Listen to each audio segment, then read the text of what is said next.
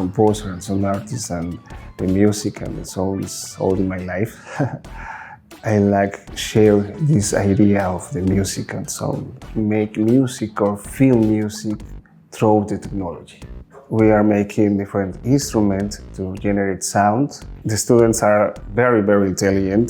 They know how to make everything, how to programming, how to connect sensors. We start to make prototypes for our instruments in the virtual software and try different connections and circuits. And then the next step was to create and build this instrument, this little box and different components with small speakers to generate sound.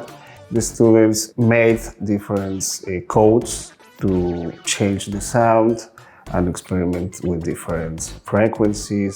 I think it's important to combine different areas, art and technology.